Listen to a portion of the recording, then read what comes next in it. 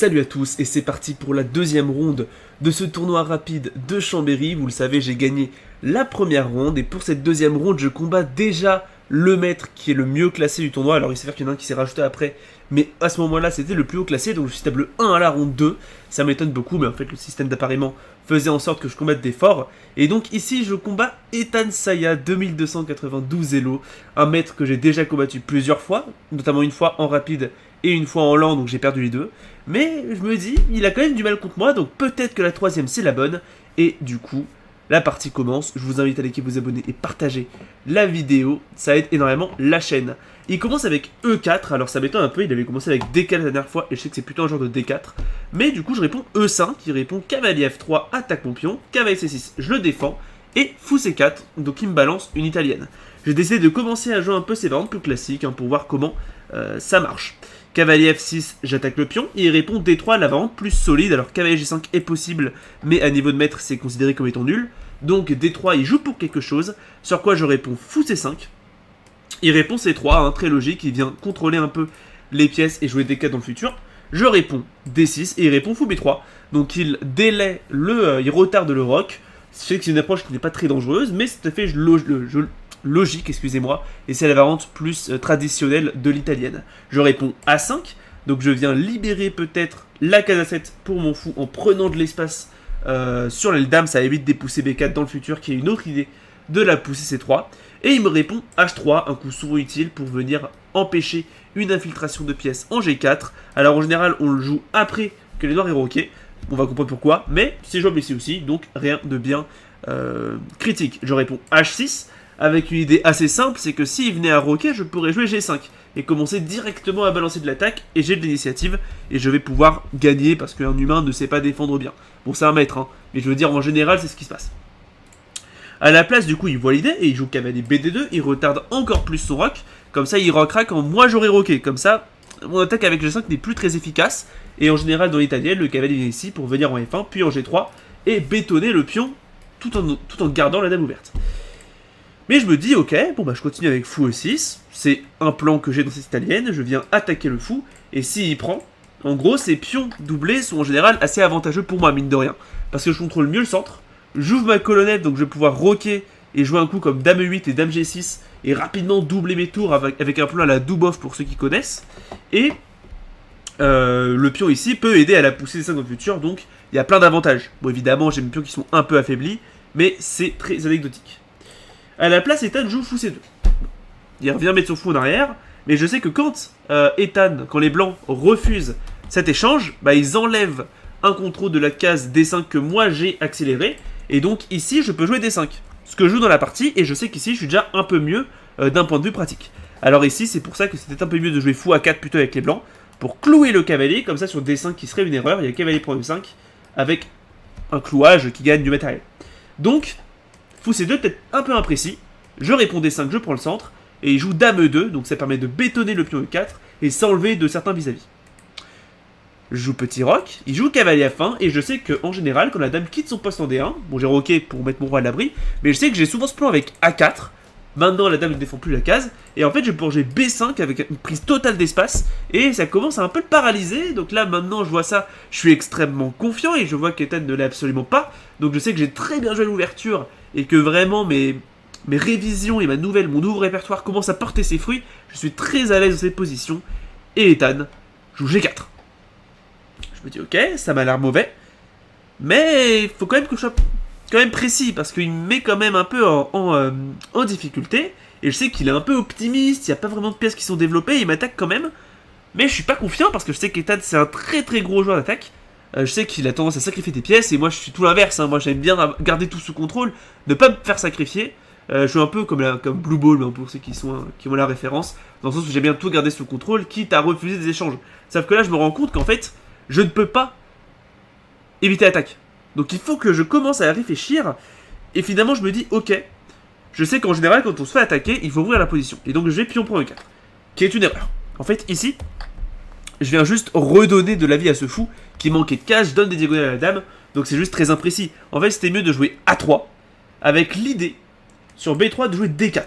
C'est assez bizarre, mais en fait je m'en fiche un peu de ce qui se passe sur les rois, Parce que s'il commence à forcer la main avec G5, ce qui est évidemment ce que j'avais peur, hein, il a commencé à créer du jeu sur le levier H6 que j'ai joué, bah maintenant j'ai cavalier H5 puis G6, et en fait je ferme totalement la position, et c'est moi qui ai l'initiative sur la dame. C'est-à-dire que j'ai sacrifié un pion, mais pour obtenir une très très forte initiative, et même s'il joue sur B4 ou D6, C4, j'aurais dû cavalier prend B4, ça va très bien se passer. Donc j'aurais pu jouer ça, mais j'ai pas trouvé ça honnêtement, j'ai pas vu. Et donc je décide de prendre le pion en E4, puis après pion prend, de jouer cavalier D4, je me dis au moins sur G5 je pourrais fermer la position, j'ai l'impression de garder tout sous contrôle, mais vous allez voir c'est pas forcément le cas, Ethan qui joue G5 évidemment, bah qu'est-ce que tu veux jouer d'autre, et je réponds H5 pour fermer la position. Donc là ça va pour moi, je réussis à m'en sortir, et j'ai une position relativement égale, et je me dis bah je suis quand même mieux développé, ça m'a l'air d'être bien. Il joue cavalier G3, c'était anticipé pour attaquer mon pion H5, et je réponds G6, je bétonne. Sauf que là Ethan joue cavalier H4. Et là, je vois son intention qui est claire comme de l'eau de roche. Il ouvre sa dame pour pouvoir jouer cavalier pro H5, pion prend et dame prend et commencer à me mater. Et là, je me dis, ok mince, je me suis trop avancé, et j'ai pas de moyen d'empêcher en fait ce sacrifice. Donc, je vais tenter de trouver un truc, je commence par tour E8, je me dis à long terme, j'ai de la pression sur la colonne E, je libère la case F8 pour peut-être ramener une de mes pièces en défense, ça m'a l'air pas dégueu. Mais tour G1, je vais par Ethan, qui continue à monter la pression sur mon roi, il met en place un vis-à-vis.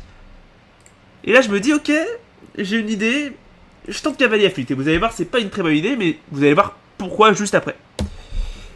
En fait un meilleur coup c'était de jouer A3 avec une suite totalement lunaire avec B3 et fou D4 qui est une suite totalement lunaire que propose l'ordinateur. En fait l'idée étant que sur C prend D4, il y a cavalier prend D4, attaque la dame, attaque le fou, la dame veut garder un œil sur le pion donc elle doit venir en D1 et là-dessus j'ai cavalier C5 et en fait je vais commencer à avoir de la pression de partout sur la position. Je vais avoir du dame D6, du tour AD8, ou du tour ED8 plutôt, et je vais commencer à le mater, et même si j'ai une pièce en moins, en fait, j'ai tellement d'activité que ça va aller pour moi. C'est totalement lunaire, je n'aurais jamais trouvé ça.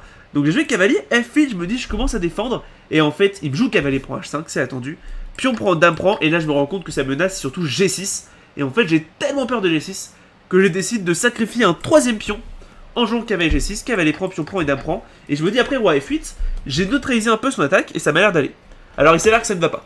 Pourquoi? Parce que simplement la pièce, les trois pions d'Ethan sont plus forts que ma pièce. Parce qu'il a deux pions passés protégés, liés en plus.